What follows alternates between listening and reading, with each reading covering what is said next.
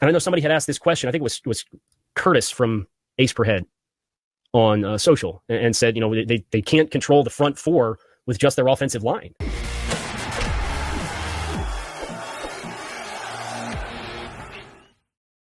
Right. I've got a special one for you today. And obviously, you can see by the title and by the opening, I'm totally disagreeing with Kyle Krabs. And the reason I put it in the title and the reason I'm making it so explicit is because he mentioned me in his podcast. I didn't take it as a negative in any way. I was actually pretty honored that he mentioned me in his podcast. But I do disagree fundamentally, and I'm going to prove it today using a host of unique stats and analytics and film to pull it all together to prove that Kyle Krabs' evaluation of the 12 and 21 personnel for the Miami Dolphins and what they need to do and how effective it was is totally wrong. Kyle Krabs is awesome. I follow him on YouTube. I Twitter follow him. I think he's a foundational piece for any Dolphins fan to pay attention to. I think he seems like a real nice guy. I've never spoke with him. So this is not about personal thing or something like that. But this is about ideas, concepts, evaluations, and pulling it all together to find out what's the truth. So I've got a long podcast, but I understand that he is the great Kyle Krabs, and I'm like, guy wearing Hulk t-shirt. I actually put my best Hulk t-shirt on for this event, Curtis at Ace Per Head. So it's very easy to dismiss me. And I also know that people are not going to watch this whole thing. So I have it wrapped up, distilled within the first couple of minutes. And then I'm going to expand on it quite a bit past that. So I'll get to the point real fast. So Kyle Krabs, his essential points are these in his podcast, and difference than mine was. O-line run game is good in 21 and 12 personnel because yards per carry in 21 and 12 is high. 21 and 12 personnel success rate was very high. Yards before contact overall in all packages were high, so offensive line must have been wonderful. And his fix was pass out of the 21 and 12 with a versatile tight end, and Jonnu was his guy. But they could run out of the 12 and 21. He admitted that. And, he showed through his stuff, but he said they could not pass. And that's going to tie back into what I'm saying here. He also said, stop complaining about running the ball on shorts in the offensive line. So that's his overall take. Here's, in his words, distilling down what he thought. But I've done all the research to at least provide you with the pathway so we could stop looking at the offensive line group and saying, when are they going to be able to run the ball on 3rd and 1? So if I'm Mike McDaniel, the first time I get a 3rd and 3, you know what I'm doing? I'm coming out in 12 personnel and I'm throwing the ball. And I'm probably scheming up a target for Jonnu Smith. And I want to present a new problem for you that you didn't have last year. So see what happens on 3rd and 3. And if they throw the ball, don't get mad, even if they don't get it. You have to expand the menu with that personnel package in order for that to be the answer that it looks like it can be because of your success running the ball with those surfaces. All right, so that's all his take in his podcast. And now this is where the point where I'm going to counter. So here's Curtis's counters. So stats versus analytics. He used a lot of stats, but analytics and stats are different. But both them, neither one of them is perfect. You have to use film. So I had 58 film snaps. I expanded the sample size. He admitted the sample size was small. I think it was very fair in a lot of ways. But I expanded it to 21 and 12 personnel in 2nd and 5 or less, 3rd and 4 and less, and 4 and 4 and less. 4th down and 4 and less, because this will kind of give a better presentation, and you'll see the same thematics. Yards per contact stat is a good stat, but it's a broad-based stat, and it lacks context. I'll help refine that later. And what was the context for Miami's yards per contact? I'll get into that later as well. Adding context to the box, he talked about, Dolphins 21-12 versus 7-8-6 in the box. But what does that mean? What is in the box? Where are they in the box? Not all boxes are the same. So guys can be in that box area 5 yards past the line of scrimmage, a few yards out at the end of the tight end and tackle. But where they are determines the value of that box. So I'm going to get into that as well as later. But the main thing to consider, the main point that I think refudiates his standpoint, is he didn't include, and that would have been great context, our personnel packages versus the defensive personnel packages. And that alone, I think, is going to be the death knell to his concept. Also, you can add in the leverage they use. How they play that box accentuates the formation they brought in, the personnel grouping, and where they are in the box. These are all keys. So think of it this way. A heavyweight and a super heavyweight, they fight heavyweights. Heavyweight going against a middleweight is considered an outclassed fight. You don't see it because the heavyweight's going to knock him out. Bigger is more powerful. Same thing with a middleweight versus a lightweight. So football at its core is a physical sport. And so if you have big personnel packages and you're going against a light personnel packages of nickel and dime and they're playing pass leverage, it's totally different than if they're going against a 4-3, a goal line defense with heavy box, a line scrimmage leverage. It's totally different. And so you have to evaluate each piece by piece. And so when you do a broad-based approach, you miss this in this complexity. You also have to take into consideration the talent between the two teams themselves as you go through this, as you parse through it. And I'm going to do that as well. Where did the success and failure happen? That's something else to consider. Where was the point of attack? I'm going to get into this later on, but the point of attack determines what the focus of the success or failure is. And so you can't, in a yards per carry and just kind of going through a broad set of numbers, say that this is this or that is that. You have to parse it out, and then you can tie it back to these broad-based numbers. I'm going to do that. My final summation is stats were inflated by high edge runs. 12-21 faced nickels with high boxes, pass coverage in nickel against big formations by the Dolphins. This is why they struggled to throw out of the 12 and 21 personnel. It wasn't just a talent issue. It was that you took away your receiving talent and then you were going against pass defenses. This helped in the run attack, but it constricted the pass game. Dolphins' offensive line struggles to protect and drive block, forcing their offense to see little blitzing. We were the least blitzed team in the league for a reason. That includes run blitzes and all that. You'll see very little blitzing when they face us with nickels, high nickels against our 12 personnel on 3rd and 1. I mean, you don't even see that, which is crazy. And heavy pass defenses all day. We saw pass defenses almost all the time.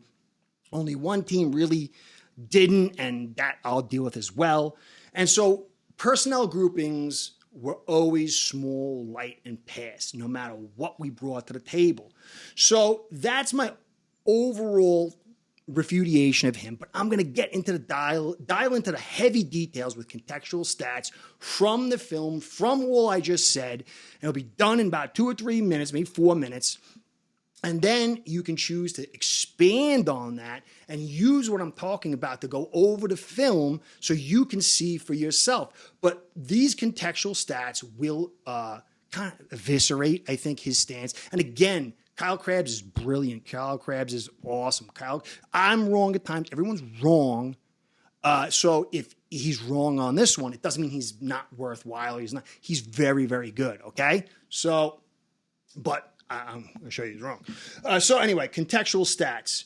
Like I said, I expanded on the sample size. There's no difference on downs. 1st, 2nd, 3rd, and 4th down. They're all the same. I mean, on the field, it doesn't really matter. What happens the following play does matter, and then it causes the coordinators to call differently, and maybe it tightens up the butts, the tuchuses of the players because I can't give up the touchdown or they can't get a 1st down. But other than that, and that's a very small thing, it doesn't really change it. So that's why I use 2nd down and 5 with heavy personnel packages where we ran, and to include in the 3rd and 4th because it all kind of presents the same image, and it allows us to get a bigger sample size and a maybe more accurate evaluation.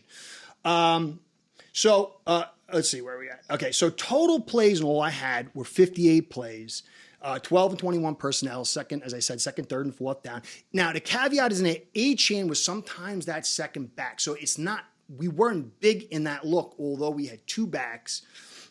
But there was not a lot in there. It was a few. But this is a very interesting point, and it's something I'm going to expand on after this in another podcast to talk about the way forward, but also some issues that, because nothing is ever perfect. It's never always like, yes, good and bad.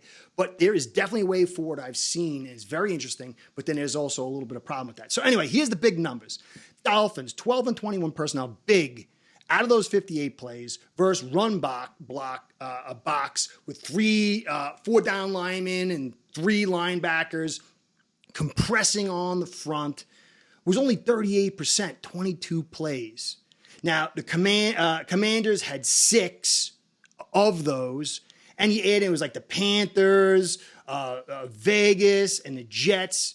They used a bunch of them, and that took up 16 total. So the majority of those big fronts were teams that didn't have offense. And so the better teams didn't really, the more complete teams didn't use these big fronts. But here's the damning part. Dolphins, 12-21 personnel, big versus nickel was 30 out of 58 plays. 52% of the time, they came up and said, we're going to play pass. I know it's, 2nd and 5 or 2nd and 3, 2nd and 1, 3rd and 2, 4th and 2, but we're still playing nickel. And out of those 30, only 12 were run leverage. So they brought their little 30%, almost 50% of the time, less than 50% of the time, actually, they came up and said, okay, well, we're going to create the leverage to add a run-stop feel to it. But they were still in light packages. But almost 60% of the time, they played light packages with pass. This all accentuates the ease to get the running play and also further constricts the options for the pass. Now, here's a crazy, crazy one. The 12 and 21 personnel, the big personnel package, although HM was in there a couple, versus the dime. Teams brought out the dime 10 times, 10% of the time in obvious rundowns against big personnel packages, which is insane. Even crazier, in the red zone, there was 8 plays, only 2 had run boxes with 4-3 personnel. 6, 75% of the time were nickel and dime. And this is usually within 5 yards of the goal. You have to understand how crazy that is. I mean, you got to bring that extra linebacker. You got to crowd the line of scrimmage. Teams did not do that, and that says a ton. So when you see all these pass fronts, these light formations, personnel groupings, and then playing pass leverage, you're expected, when you have a big 2 tight end package, to blow open that defense and get over expectancy runs where you hurt them so bad you make them think twice. But unfortunately, out of those 58 plays, only 6 did that. 10% of the time. That's equal to the amount of dimes we faced. And this is the reason teams continually to play us in a particular way. They don't blitz. They play past defenses. They have no respect for our run game. While we might pick them up, it's just eking forward. And they say, okay, we'll live to fight another series of downs, get you off, let you have problems with consistency with penalties and passing and getting off schedule on your downs. That's truly insane. Only 10%. Now, here's an odd stat. Defenses that only played pass defense in these moments of 2nd and 5 and less, 3rd and 4 and less, and 4th and 4th and less, they only brought either nickels or dimes the whole game. Pats, Titans. Titans did all but one. They brought one run box.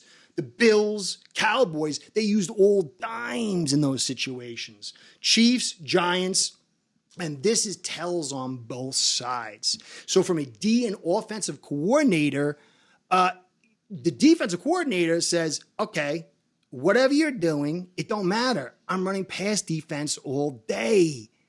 And so the offensive coordinator's got to notice, and he's got to make them get off their game. He's got to take the initiative back and force them on his heels, but he can't.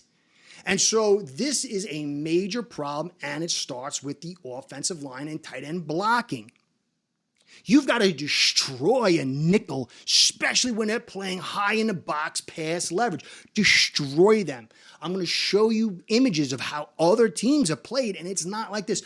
I bet you there's no other team in the league that can post these numbers. And there's a reason for that. Now, the good part is because we're so talented, they're afraid of us. They're afraid of Hill. They're afraid of Waddle. They're going to soon be afraid of OBJ. Soon going to be afraid of Smith and Achane in the pass. But if they're sitting in pass protection, pass defense all day, even if you're passing, it lowers your odds. And that's why they play it. And so in order to get them out of that, to make it easier and to get a more consistent pass game, you've got to drive them into the box. And that starts with abusive run plays when they humiliate you by coming out in small pass defenses on these downs against these personal packages, especially in the red zone. So until we can do that, nothing is going to change. Now, Kyle Krabs talked about, well, on 3rd and 3, we're going to pass. Well, you're going to pass into a nickel or a dime, playing high in the box over leverage. Jonnu's going to make a difference because he's a good player. He's better than any of the tight ends we have, and he can be more effective. But you're still going into the teeth of the defense. You're still allowing them to set the initiative. You're not able to pull them out what they want to do and tell them what they have to do and screw them when they do it. Savvy? So these are all numbers that I pulled out of my film. All these concepts I'm going to break down now one by one. Stats versus analytics, understanding the box and yards before contact, defensive depth and personnel grouping matchups, context of the play counts, breaking the nickel defense, and I'm going to show it all in film, all 58 plays. I'm not going to talk through it. I slowed it down so you can either pick up the speed if you want or whatever you want to do. I didn't do a voiceover because it was a lot of work. I did about 30 plus hours on this thing over a couple of days. I didn't sleep too much. So you could put whatever music you want on the background to listen to it. If you want to go through and train your eyes with this understanding and go and say, hey, is Curtis wrong? You can do that. And then I'm going to have a little clip of Harbaugh at the end for you. So that's going to be what's going to happen from here. First, before I do that, guys, the like, subscribes, comments, views, all that stuff keeps me in the biz. So please like, subscribe, comment. If you've subscribed, hit the notification bell. Keep Curtis doing what he likes to do. All right, so let's get into it. Defensive, understand stats and analytics. Stats and analytics. Here we go. A stat is a single point. Analytics is a group of stats that create this broad-based approach. Neither one are perfect. They're very rough images, but it takes countless hours of film and distills it down and gives you a rough starting point. For me, stats and analytics create what I call anomaly points that I can track. So when I see something totally out of the whack, I look at it and say, why is that? And then I try to find more stats and analytics to kind of corroborate that. And then I go back to the film like I've done on this one. So the good point is it's a huge amount of time that gets distilled down, but you can't take a stat and make a broad-based opinion on it. Now, understanding the box and yards before carry. Yards before carry is a nice stat. It gives you an overview. But it is very rough because you don't understand why it happens. So on a particular play, let's say you get yards per carry of whatever, it's totally different if they've jammed the box and you run inside compared if you run outside. Because anybody who gets a pitch, they all know you beat it to the outside if you're fast enough and everything in the box gets shut down. And then it's about the edge blockers and the speed. Okay, but that's, again, totally different if you're running big personnel packages and you're going against nickels and they're playing high in the box leverage. Immediately, you have an overweighted front and you're going to open up spaces. Naturally, going to be more yards per carry. And so you have to dig into it deeper. OCs must force teams into plan B. Okay, the goal of everything on offense and defense is the defense to take the initiative from the offense and the offense to keep the initiative and keep it away from the defense. DC attacks, the way they create their philosophy and their schemes and play calls, it's driven by the O scheme and their talent and their talent. So when you see how they play somebody, you can tell what they saw in film and said, this is important, this is not so important, this is what I think I can handle. And so by them running all these small fronts, light pass fronts against our big formations, it says what they think, and so many teams did it. Now, here's an image. See this image here? The red box around these images are the box. A little bit, I didn't put it exact, and I realized, oh man, I better make it more exact. But you can see in the top left, look at all those guys on the line of scrimmage. Look at 33 at safety and 6 to safety, how close they are to the line of scrimmage. That's run leverage. That's somebody who's afraid of the running game, 3rd and 1. Then next to it, you can see the Vikings. See how the Vikings are playing, the 3rd and 1, jammed to the line of scrimmage. And notice the 3 D tackles on both these are pinched in the front to control the center. Then look at the Dolphins, 2nd and 1. And look at the Ravens. Look at that. There's 4 guys in the box, and maybe you want to say 5 on the edge compared to what you see on the other side. That is crazy. Now, you can be fair. I think that's a tight end over there on the left, over 99. So it's a little bit of a thinner than a normal 21 or 12 personnel you see on the left-hand side, but it's pretty similar. Then down below, this is the red zone. Dolphins 2nd and 3 in the red zone, and Cowboys have 2 down linemen. Everyone's playing off. And look what you got here. And they actually stop him on this one. I think it's a -1 play on this. Then the next one over, again, you can see how the Browns are playing the 49ers, who they run low offensive line talent like us, but look at how they're viewed. They have the ability to run inside, to run outside, and to pass the football, and it opens things up. But look at that box compared to what you see for the Dolphins. Now go back over, 4th and 2. Look at that heavy front. 2 tight ends flanking both sides. You got 2 down linemen, 2 edge defenders standing up on the edges, and the linebackers playing at the top of the box at 5 yards. Totally different. Does you see what I'm saying? Why I totally disagree with everything, not everything Kyle Krabs says, because there's a lot that I do. I listen to him.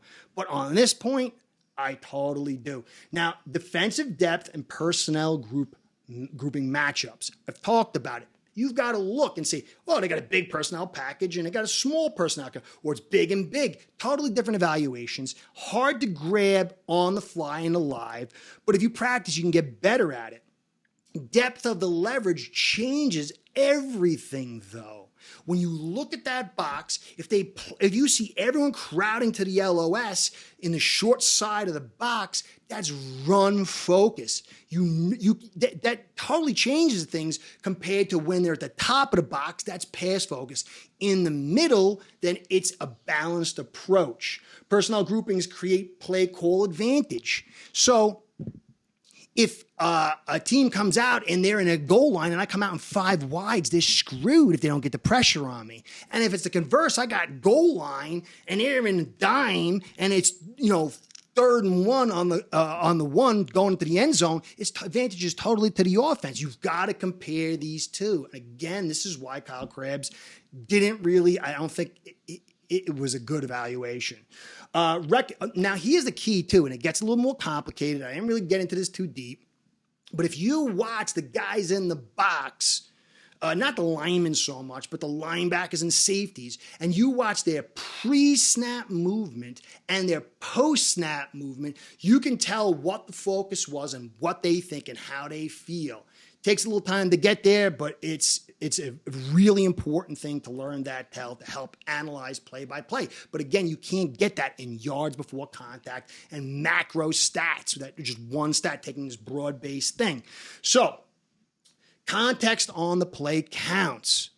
I've shown you now with all these light defenses, that's strong context. But the inside and outside runs are totally different. If you run inside, That's a focus on the running back, the offensive line, and the interior blockers. It means a lot more than if you run outside, like I said earlier, because if you have a fast running back, he can outrun all the defenders in the box. And really, the offensive linemen have a much lesser role than the call by the defense, speed of the running back, and the blockers on the edge. But it always creates, unless it's a dead play, it's feast or famine.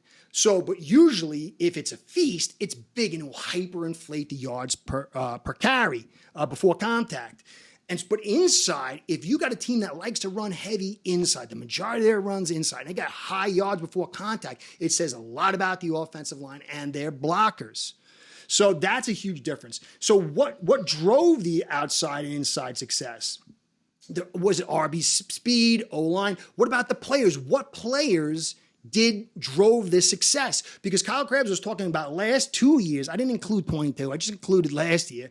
And now he's talking about 23. But you've got to factor so many things. And for the positive side, yeah, Jonnu, OBJ, Achane. But now you're pulling out Connor and Hunt. And so you got to go piece by piece, start evaluating, and then it starts getting an extrapolation where you're projecting. But you can't take a straight look at last year to this year unless everything's the same. All the personnel is the same. And it's totally not. Okay, so breaking the nickel. He talked about how to solve this. I'll tell you how to solve it. You've got to break the nickel. I've been saying it since 2021. You can go back and look. The Dolphins can't break the nickel. What does it mean to break the nickel? You must force them to either reduce their leverage, to creep up the line of scrimmage, to open up the outsides, and then either you run through it anyway if they're in the nickel, or you audible out or make a play call with a pass, and now you have a weak secondary and you can take advantage. But the best thing is to run that football, whether they got low leverage, medium leverage, or high leverage, in nickels and dimes. Beat the hell out of them and make them say, I can't do that again.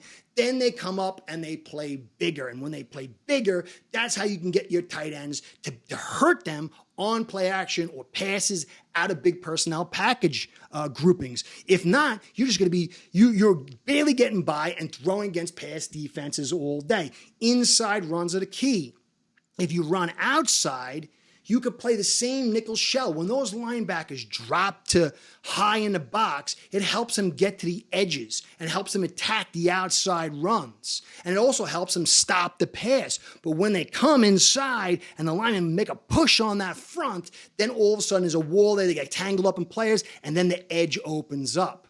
But you've got to do the inside runs or just abuse them inside somehow, whatever, quarterback scrambling or whatever, to compress the defense and compress that box. So that's really the whole deal. My final evaluation, passing will not change anything out of these packages a little bit, because you're going to have Achane and OBJ, and you're going to have, well, OBJ won't be in there at 12 and 21 personnel, but Jonnu will, and he's a better pass catcher. But throwing against nickels and dimes with high leverage is not a consistent and conducive environment. What will change things is if the tight end is able to block better in the run game. If the offensive line is able to block better in the run game, this will force the defenders and the DCs to be more run conscious in how they call, how they think pre and post snap, in everything. But if you don't do that, it's going to be more of the same. Again, there is some good elements, and I'll dig into that later. Even if we can't do this to the level that I would want or is needed, there is a way forward. I'm going to get into that later because I probably talked too much now. So that's it. I'm going to show the work here. I got 20-something minutes of film. You can take all the stuff I said and then kind of look at the film yourself, and you'll see. And if you want, go look at other teams. You will not see teams anywhere in the league play like this. Part of it is respect and how much skill talent we have. But then on the other side, it's disrespect because they don't believe that we've got the horses, the physical horses, to punch them in the or the nose and take big chunks in the run game. And so it's a positive and a negative. So that's it, guys. I hope you enjoyed. Again, Kyle Krabs is great. but I totally disagree. So what you got to remember is that we've taken the road less traveled, the avant-garde approach, diametrically opposite of the historical norms. Chris Greer has been daring, but at the end of the day, you've got to not focus just on Tua and on McDaniel. In reality, they're a backdrop to this, brash and maybe brilliant approach. There's some opportunity for it to work, but it's a long shot. And it's got to start with Chris Greer's philosophy. So that's it. Enjoy the film and Harbaugh at the end. I appreciate you guys stopping by. Curtis saying, be well, go Fins. Curtis out.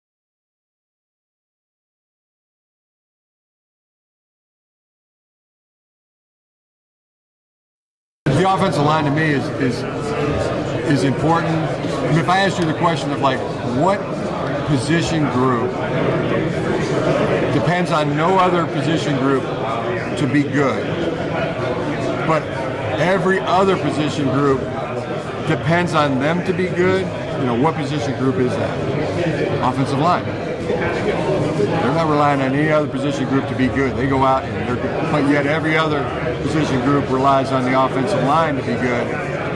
And then the D-line, they'll be the ones that argue back. We don't need the offensive line to be good.